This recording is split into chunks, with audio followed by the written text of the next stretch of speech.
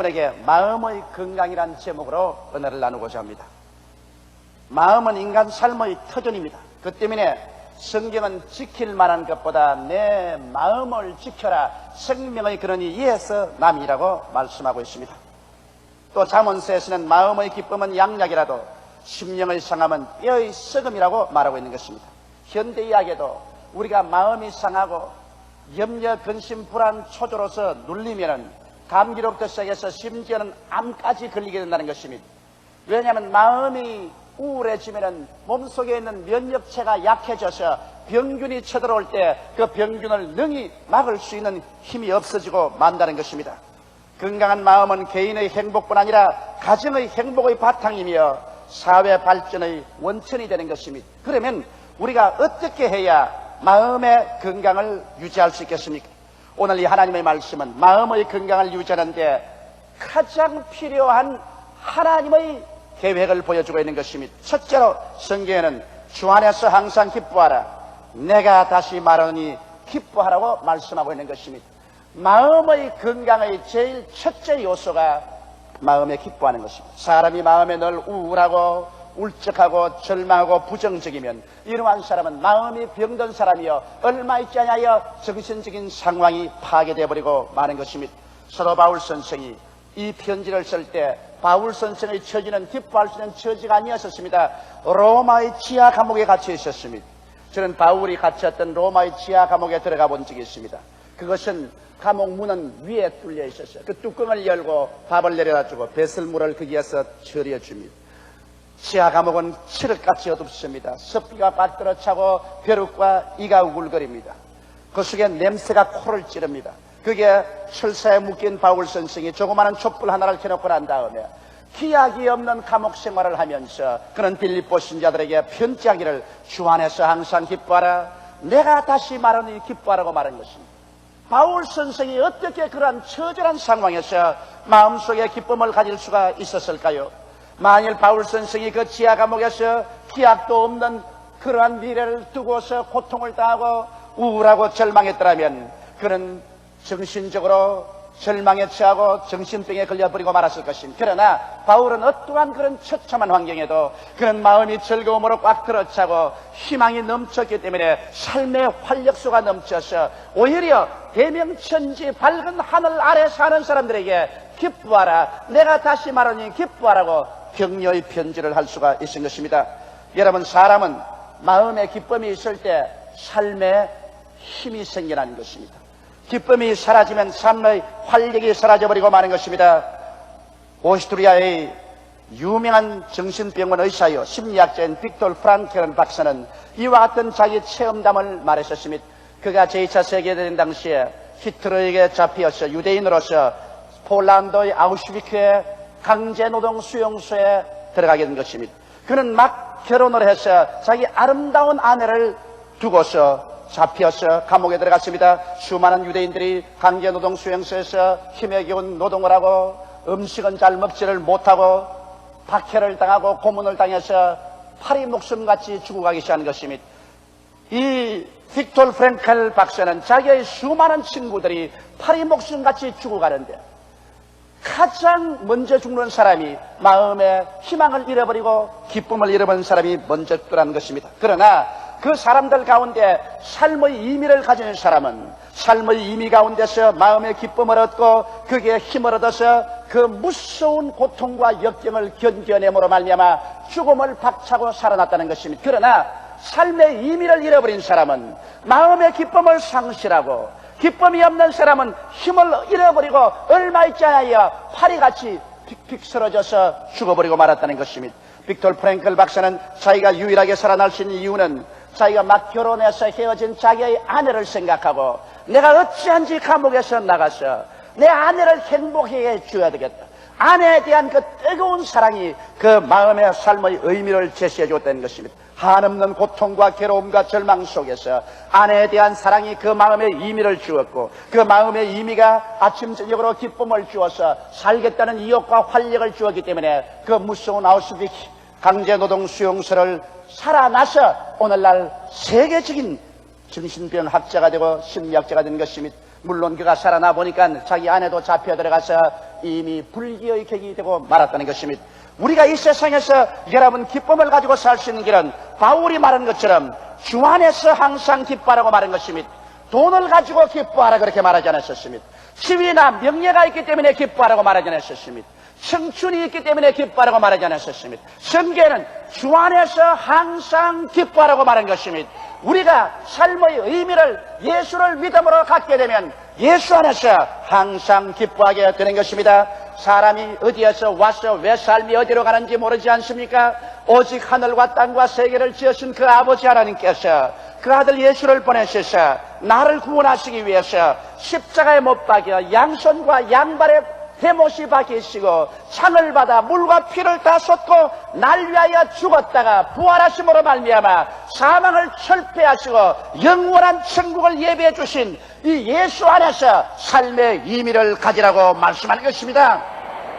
예수를 내 구주로 모시고 그리스도 안에서 나의 삶의 의미와 방향과 목적을 갖게 되면 예수 안에서 마음이 기뻐집니다. 비로소 예수 안에 의미가 있는 사람들이 돈을 가지고도 기뻐할 수 있고 지위나 명예도 유익이 되고 가치가 될 수가 있는 것입니다. 그 이외에 이 세상의 모든 것은 여러분과 나에게 참 삶의 의미를 줄 수가 없습니다. 성경은 말씀하시기를 모든 인생은 풀과 같고 그 영원한 풀의 꽃과 같다. 풀은 시들고 꽃은 떨어진다고 말한 것입니다. 오직 영원히 계시는 분은 예수밖에 없으며 예수 안에서만이 여러분 삶의 의미를 얻고 기쁨을 얻어서 활력소를 얻을 수가 있는 것입니다. 주께서 이루게 주신 일을 알고 주께서 약속해 주신 천국을 믿고 주께서 항상 함께 계심으로 여러분과 나는 지칠 줄 모르는 삶의 의미와 삶의 기쁨과 삶의 힘을 얻고 우리의 마음속에 항상 기뻐하면서 살아갈 수가 있는 것입니다. 눈에는 아무 증거 안 보이고 귀에는 아무 소리 안 들리고 손에는 아무것도 잡히는 것 없을지라도 예수 안에서 우리들은 영원한 천국을 이미 가지고 있고 하나님이 내 아버지가 되시고 예수님이 내 구주가 되시고 성령이 나와 함께 계시며 얼마 있지 아니하여 눈물과 근심과 탄식과 죽음과 이별하는 것이나 고가는 것이나 애통간이 없는 것이 없는 천국에 들어가서 영원히 살게 될 것이므로 말미암아 잠깐 지나버리는 세상 속에서 우리는 낙심하지 아니하는 것입니다. 이러므로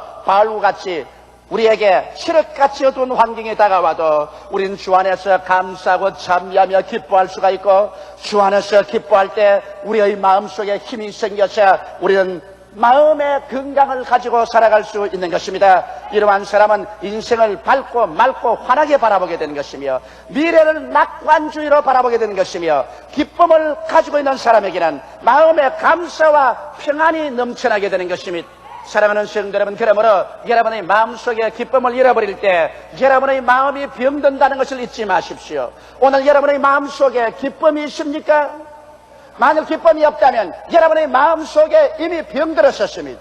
여러분 마음속에 이미 죄가 들어왔습니다. 마귀가 들어왔습니다. 이러므로 기쁨을 잃어버린 사람은 모름지기 하나님께 나와서 죄악을 회개하고 마귀를 내어 쫓고 그리스도 중심으로 들어와서 참 삶의 목적과 가치를 돈이나 지위나 명예나 권세에 두지 말고 예수께 두어서 예수로 말미암는 삶의 의미와 그로 인한 기쁨과 그로 인한 정신적인 건강을 얻게 되시기를 주의 이름으로 축원합니다.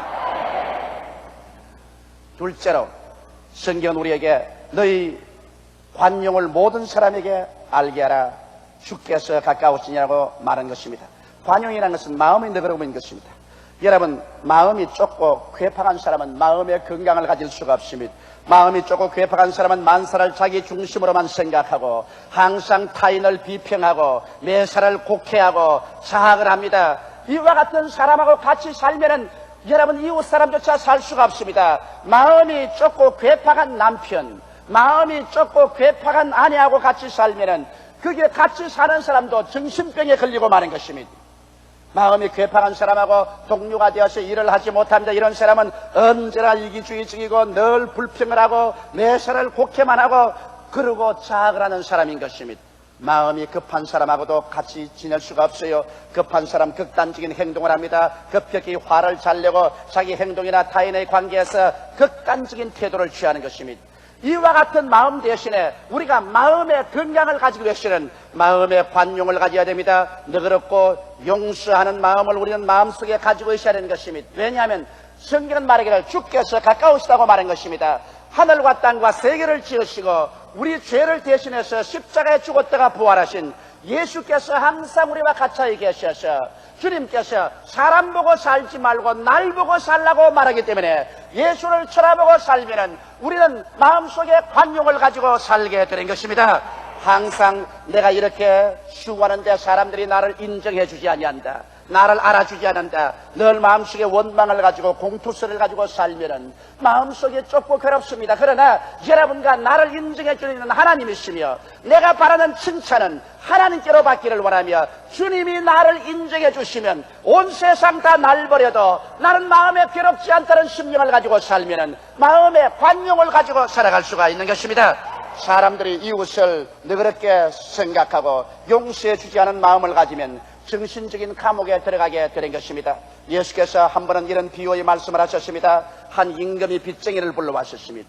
그 빚쟁이는 미국의 돈으로 약 1억 달러, 한국 돈으로 900억 원을 빚을 지고 있었습니다. 그래서 임금이 호통을 쳤습니다. 야, 이 사람아, 네가 900억 원의 빚을 지고 아직까지 내게 빚을 갚지 않으니 이제 오늘 내가 네게 명한다. 너의 처자를 다 팔아라. 너 자신도 종으로 팔아라. 너 있는 것 다 팔아서 내 빚을 변제하라. 그러자 이 빚쟁이가 그 임금 앞에 무릎을 꿇고 머리를 조아려서 울면서 반성했습니다. 임금이여, 제게 말미를 주소서. 내가 최선을 다해서 빚을 갚으려고 하겠나이다. 임금이 바라보니 하도 불쌍해서 또 자기 힘으로 갚을 능력도 없기 때문에 그 빚을 다 탕감해주고 마는 것입니다. 이 사람은 얼씨구나 좋다고 왕궁에서 뛰어나와서 춤을 추며 집으로 돌아가는데 자기 친구 한 사람 만났습니다. 그 사람은 자기에게 얼마 빚을 짓느냐? 미국 돈으로 20달러, 한국 돈으로 18,000원 빚을 진 사람입니다. 18,000원 빚을 진 친구를 만나자마자 목을 딱 조리고 났는데, 야, 이 녀석아, 빚 당장 갚아라. 아, 여보게나 내 생활이 지금 막지하경이라 18,000원 빚을 갚을 수가 없으니 말미를 주면 내가 갚겠네. 말미? 좋은 소리 하네. 이 시간에 당장 갚아라. 못 갚겠다고 하니까 그를 잡아 멱살을 쥐고 끌어가서 감옥 속에 가두어버리고 마는 것입니다. 다른 동료들이 그 사실을 보고 난 다음 너무 기가 막혔어. 900억 원의 빚을 탕감받은 사람이 18,000원 빚을 탕감해주지 못하고 감옥에 갇힌 것을 보고 임금에게 구했었습니다. 그러자 임금이 그 말을 듣고 분노해서 보좌에서 나서 몸을 부들부들 떨면서 당장 그놈을 잡아들이라고 했습니다. 그래서 신하들이 가서 당장 잡아들여서 임금님의 보좌 앞에 무릎을 꿇게 하셨습니다. 그럴 때 임금이 말하기를, 야, 이놈아, 내가 너희 900억 원을 탕감해 주었다. 너가 나에게 빌고 통곡을 하고 울기 때문에 그 빚을 용서해 주는데 어찌하여 너는 너희 친구가 불과 18,000원 빚을 졌는데 이를 용서해 주지 못하고 그를 잡아 감옥에 가두느냐? 그리고 자기 신하들 보고 말했습니다. 이 약한 자를 묶어서 감옥 속에 집어넣어서 이 빚을 다 갚을 때까지 고통을 주라. 그리고는 주님께서 말씀하기를, 하늘에 계신 너희 아버지도 너희가 각각 이웃을 용서해 주지 못하면 이렇게 하리라고 말씀하신 것입니다. 우리가 만일 남편에 대해서 관용한 마음을 갖지 못하고 아내에 대해서 용서하고 관용하는 마음을 갖지 못한다든지 부모와 자식, 이웃 간에 용서하고 관용하는 마음을 갖지 못한다면 우리의 정신이 바로 하나님 앞에서 감옥 속에 갇혀버리고 마는 것입니다. 그래서 우리가 하나님 앞에서 고통을 당하게 되는 것입니다. 수많은 사람이 정신적인 불안, 초조, 절망, 고통 속에 있고 믿음이 생겨나지 않냐고 심지어 육체적인 병까지 들려서 아무리 기도도 낫지 않은 사람은 자기의 마음속에 관용한 마음이 없고 용서하는 마음이 없기 때문에 그런 것입니다. 물론 죄는 갚아야지, 불의는 정의로 고쳐야지, 비진리는 진리로 고쳐야죠. 이러한 것과 관용하는 것은 아닙니다. 죄를 관용하는 것도 아니요, 비진리를 관용하는 것이 아닙니다. 그러나 죄를 지은 사람, 비진리를 행한 사람이 회개할 때 그를 널리 용서하고 받아들이는 것입니다. 죄는 미워하되 사람은 미워하지 말라는 것입니다. 비진리는 미워하되 사람은 미워하지 말라는 것입니다. 우리가 마음속에 서로 관용하고 용서하고 이해하고 동정하는 마음을 가진다면 여러분과 나는 하나님 앞에서 용서와 사랑을 받을 것이요 정신적인 감옥에서 해방되어 나올 수가 있는 것입니다. 수많은 사람들이 오늘날 자기의 마음속에 정신적인 감옥 속에 들어앉아 있는 것입니다. 그래서 정신적인 감옥 속에서 고통을 당하고 있는 것입니다. 이는 미워하기 때문인 것입니다. 용서해 주지 않은 마음 때문인 것입니다. 관용하지 않기 때문에 자기 스스로의 감옥 속에 들어 있습니다. 이러므로 사랑하는 형제자매 여러분, 남편들이여 아내를 관용하십시오. 아내들이여 남편을 관용하십시오. 아버지 어머니여 자식들을 관용하십시오. 자식들이여 부모를 관용하십시오. 이 세상에 죄를 짓지 않은 의인은 한 사람도 없습니다. 이 세상에 실수하지 않은 사람은 한 사람도 없습니다. 예수께서 그 십자가의 피를 흘리심으로 말미암아 우리의 죄를 관용하시고 용서하시고 우리를 구원해 주신 그 은혜를 받은 우리들은 그리스도 앞에서 은혜의 빚이신 자요, 남편을 용서할 빚이신 자요, 아내를 용서할 빚이신 자요, 자식을 용서할 빚이신 자요, 부모를 용서할 빚이신 자요, 이웃을 용서할 빚이신 자들인 것입니다. 너희 관용을 모든 사람에게 알게 하라. 주께서 가까우시니라. 우리를 관용하신 주께서 우리 가까이 계셔서 우리도 그렇게 할 때 우리는 정신적인 감옥에서 해방되어 나오고 마음의 건강을 가질 수가 있게 되는 것입니다. 셋째로 성경은 말하기를 아무것도 염려하지 말고 너희 모든 구할 것을 감사함으로 하나님께 아뢰라. 그래야면 너희 지각을 뛰어넘은 하나님의 평강이 너희 마음과 생각을 지키시라고 말씀한 것입니다. 염려는 마음의 건강을 깨는 원흉 제1호인 것입니다. 염려와 근심을 하면 여러분의 마음이 산산조각이 나고 박살이 나는 것입니다. 그러나 하나님을 알지 못하는 사람은 마음에 염려와 근심이 생겼을 때 이것을 처리할 도리가 없어요. 그래서 일시적으로 마음을 마비시켜서 염려와 근심을 잊어버리고 도박을 하기도 하고 춤을 추어보기도 하고 술을 먹어보기도 하고 아편을 맞아보기도 하는 것입니다. 그러나 이러한 것은 근원적으로 문제 해결이 되지 않습니다. 그러나 여기에 여러분과 내가 염려와 근심에 눌려 있을 때 해결책이 있습니다. 하늘과 땅과 세계와 그 가운데 모든 것을 지으신 하나님, 모든 권세를 가지신 예수께서 말씀하십니다. 수고하고 무거운 짐진 자들은 다 내게로 오라. 내가 너희를 쉬게 하리라. 아편이 아닙니다. 술 중독이 아닙니다. 하늘과 땅의 모든 권세를 가지신 예수께서 내게로 오라고 말하는 것입니다. 예수께로 나가셔 모든 일에 기도와 간구로 우리의 모든 구할 것을 감사함으로 아뢰고 불평된 시대에 감사를 드리며 주께 의지할 때 하나님의 평강이 우리 마음속에 와서 우리 마음을 부여잡기 시작하는 것입니다. 그리고 우리의 마음속에 인간의 지식으로 상상할 수 없는 평화로서 넘치도록 채워주시는 것입니다. 이 체험을 해보지 않은 사람은 주께 기도하고 난다 마음에 오는 그 가벼움과 평화가 얼마나 크다는 것을 도저히 이해할 수 없을 것입니다. 나는 이 세상에 어떠한 염려와 근심이 바로처럼 다가와도 그게 눌려서 정신적인 건강을 잃어버릴 염려는 없습니다. 나의 인간의 힘으로 감당할 수 없는 그러한 무거운 짐이 다가올 때 우리 하나님 앞에 나와서 울면서 기도하며 내 마음의 모든 무거운 짐을 다 주게 하려 할 때 어느 순간인가 그 짐은 다 온데간데 없이 사라져버리고 오직 예수 그리스도의 평강이 내 마음과 생각에 가득 차게 된 것을 거듭거듭 느끼게 되는 것입니다. 이렇기 때문에 사랑하는 성도 여러분, 이 세상에 염려 근심이 많고 불안 초조가 많은 곳에서 우리가 마음의 평안을 가지고 건강을 가지고 살려면 하나님 앞에 나와서 기도하는 것밖에 없는 것입니다. 여러분께서 매일 하루를 1시간 이상 기도하고 염려와 근심과 문제가 생기면 3시간에서 5시간쯤 주님 앞에 엎드려 기도해 보십시오. 어찌하여 하나님께서 여러분 기도를 들어주지 않을 것이며 어찌하여 여러분의 마음속에 평강이 없을 리가 있겠습니까? 너희는 무엇인지 내 이름으로 내게 구하라. 그러면 내가 시행하리라고 주님께서 말씀하시는 것입니다. 하나님을 사랑하는 자, 곧 그 뜻대로 부르심을 입은 자들에게는 모든 것이 합력하여 선을 이루게 되는 것입니다. 이러므로 주께 내어 맡기고 초조하지 말고 기대어 있으면 주님께서 우리에게 은총으로 유익되게 만들어주는 것입니다. 성경에는 아무것도 염려하지 말라고 말하는 것입니다. 제가 요번에 일본 남부 규슈 지구에서 성회를 인도하고 동경에 와서 성회를 인도하고 난 다음 하루 늦게 호텔로 들어왔습니다. 온몸이 땀이 가득 나는데 그 교회에서 자꾸 날 저녁 대접하겠다고 해서 동경 시내 식당에 들어갔는데 어마어마한 식당으로 데려갔는데 세상에 식당에 앉아있어서 3시간을 앉아도 밥을 안 줘요. 서비스가 얼마나 늦은지 땀은 나고 몸은 괴롭고 그래서 나는 밥을 안 먹고 일어났습니다. 여러분 잡수고 오라고. 나는 그냥 가겠다. 그래서 집에 들어오니까 호텔에 들어오니 새로 한시라.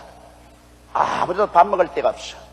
그래 목욕을 하고 턱 앉아있으니까 배가 고프니까 마음에 화가 났습니다. 그래서 일본 사람 한 사람에게 내가 전화를 걸었습니다. 전화를 걸었어. 당신 이래서 일본 1천만 고령이 될 것 같으냐? 내 배고픈 화풀이를 거기다 합니다. 그러면 내가 하는 말이 일본에 100만 성도가 되는데 100년이 걸렸는데 앞으로 1000만이 되려면 그 10배이니까 1000년이 걸릴 것이다. 일본 1000만 고령을 하려면 1000년이 걸린다. 그걸 반으로 깎아서 생각하더라도 500년이 걸리고 그것을 또 반으로 깎아도 250년이 걸리고 또 그것을 반으로 깎아도 120년이 걸리고 그것을 또 반으로 깎아도 60년이 걸리고 그것을 또 반으로 깎아도 30년이 걸린다. 그러니 일본 1천만 되도 않은 소리 하지도 말라. 나도 사실 일본 1천만 하고 왔지만은 기가 막힌다.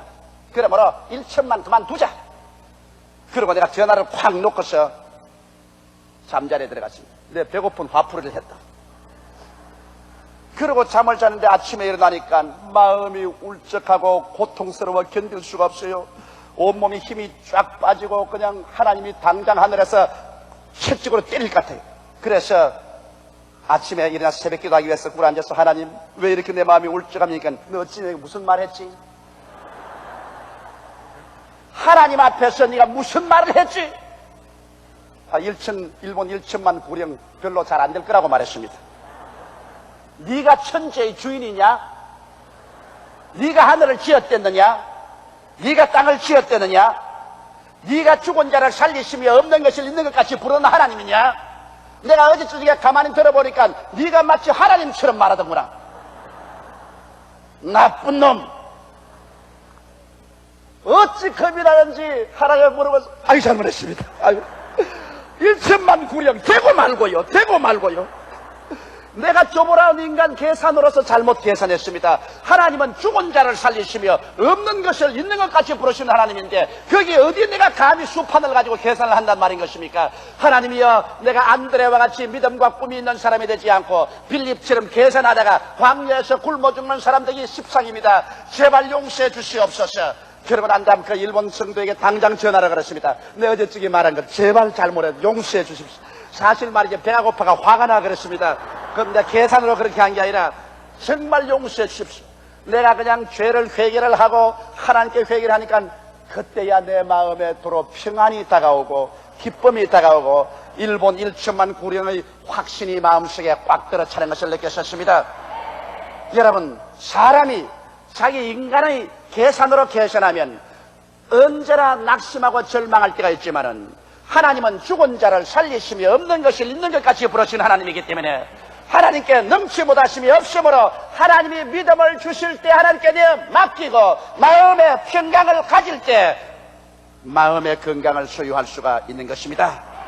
넷째로 성경에는 이것들을 생각하라고 말한 것입니다. 여러분과 내 생각을 방황하게 하면 마음의 평화가 없습니다. 오늘 여러분과 나의 생각을 빼앗기 위해서 라디오, 텔레비전, 잡지, 세상에 정보의 홍수가 우리 마음속에 들어오고 있는 것입니다. 그래서 어찌한지 우리 생각을 빼앗아가려고 하는 것입니다. 그러나 우리의 생각을 어지럽히면 결코 마음의 건강을 가질 수가 없는 것입니다. 거짓되고 세상적이며 불의하고 음란하며 탐욕의 마음을 잔뜩 갖고 마음이 건강해질 수 있다고 생각하는 것입니까? 그 대신 참되고 경건하게 하나님을 생각하고 정결한 생각을 마음에 가지면 마음의 건강이 안 다가올 수가 없는 것입니다. 타인에 대한 미움이나 욕이나 흉보거나 질투나 시기 등은 마음을 병들게 합니다. 그 대신 사랑하는 마음이나 칭찬하는 마음, 남에게 배우는 마음, 이 마음은 건강한 마음을 가지게 만들어주는 것입니다. 그렇기 때문에 여러분의 마음을 항상 긍정적인 생각으로 가득 채우고 그런 책을 읽으며 긍정적인 친구와 모여 대화하며 긍정적인 삶을 환경을 조성하게 될 때 여러분의 마음이 건강하게 되어주는 것입니다. 사랑하는 성도는 만일 여러분 아침에 자고 났었을 때 여러분의 앞절에 이웃 사람이 쓰레기를 잔뜩 갖다 놓았다면 그 쓰레기에서 군뱅이가 나오고 지렁이가 나오고 파리가 잔뜩 붙어 있었다면 여러분의 가정에 건강을 가질 수 있겠습니까? 쓰레기를 버린 이웃 사람을 고맙다고 칭찬하고 내버려 두겠습니까? 당장 와서 쓰레기를 치우든지 안 그러면 경찰을 부를 것이라고 말할 것입니다. 그런데 오늘 우리들은 서로 앉아 대화할 때 이웃 사람이 여러 가지 쓰레기를 여러분의 가슴 속 정문에 내리 퍼붓습니다. 원망, 불평, 탄식, 부정적인 것, 더러운 말을 퍼붓는데 그 쓰레기를 가슴에 부어주는데도 좋다고 입을 벌리고 아하 웃으면서 그 쓰레기를 받아 있는 사람이 얼마나 많습니까? 그러고도 마음에 건강을 가질 수 있을까요? 오늘 그러므로 우리가 서로 만나 이야기할 때도 이웃이 우리 마음속에 쓰레기를 갖다 붓거들랑 그 자리에 당장 일어나서 떠나버려서 쓰레기 더미를 만들지 마시기 바랍니다. 여러분의 마음에 꽃을 심으시기 바랍니다. 여러분의 마음에 꽃동산을 만들어야지 쓰레기 동산으로 만들어서는 안 될 거예요. 서로 꽃을 심어주고 서로 환경을 정화해주는 말을 해야 될 것이지 쓰레기를 주고받아서 쓰레기 더미가 되고 난 다음에 마음에 건강이 있을 것이라고 생각할 수는 없는 것입니다. 인류 역사상 그 어느 때보다도 오늘날 가장 많은 사람들이 정신질환으로 고통을 당하고 있습니다. 점점 자연을 떠나 도시생활, 격심한 생존 경쟁, 몰인정, 인간의 인간화 등 현상이 인간의 마음을 병들게 합니다. 오직 진정한 신앙으로서 주 안에서 항상 기뻐하고 우리의 관용을 모든 사람에게 알리게 하며 아무것도 염려하지 말고 주께 내어 맡기는 기도를 하며 또 우리의 생각을 긍정적이고 적극적이며 밝고 맑고 환한 덕과 기림이 있는 것을 생각할 때 여러분과 마음은 건강을 가지고 살 수 있게 되는 것이며 이 세상에서 행복으로 꽉 들어찬 삶을 살고 영원한 천국까지 들어갈 수 있게 되는 것입니다. 다 같이 고개 숙여 기도드리겠습니다. 사랑이 많으신 우리 아버지 하나님, 부귀영화 공명을 다 가지고 있어도 마음의 건강을 잃어버리면 지극히 불행한 사람이 되어버리고 맙니다. 이러한 사람에게는 불안과 초조, 절망이 있고 분쟁과 시기, 분노가 있고 미움이 꽉 들어 찹니다. 하나님 아버지요, 오늘 아버지 하나님의 말씀을 쫓아서 우리가 다 빌립보서에 가르치는 말씀대로 4장 4절로 8절에 있는 말씀으로 우리 마음의 건강을 가져오게 도와주시옵소서. 아버지여, 기뻐하지 않은 사람은 오늘 예수 안에서 우리 구원받은 그 큰 뜻을 생각하고 우리 마음속에 기쁨을 얻고 희망을 가지게 도와주시옵소서. 내 아버지 하나님이시여, 부부간에, 부모 자식간에, 이웃간에 관용하지 못한 마음 오늘 다 철폐하고 관용을 가지게 되게 하여 주시옵소서. 내 아버지 하나님이시여, 늘 기도해서 염려 근심을 주께 내어 맡겨버리게 도와주시옵소서. 주께서 우리를 돌봐주시기 때문인 것입니다. 아버지, 우리의 생각을 방황하지 말게 하여 주시옵소서. 무슨 덕이 있든지 무슨 기림이 있든지 이런 것들을 생각하고 내 아버지 쓰레기 더미를 우리 가슴에 쌓거나 이웃 사람의 가슴 속에 던지는 일이 없게 하여 주시옵소서. 우리 마음속에 하나님에 대한 영광스러운 꽃을 심게 하여 주시옵소서. 하나님 아버지, 우리 성도들이 모두 다 마음의 건강을 가지고 아버지를 섬기며 이 세상에서 행복을 가지고 살고 또 영원한 천국으로 들어가는 우리 성도들이 되게 도와주시옵소서. 예수님 이름 받들어 기도드리옵나이다. 아멘.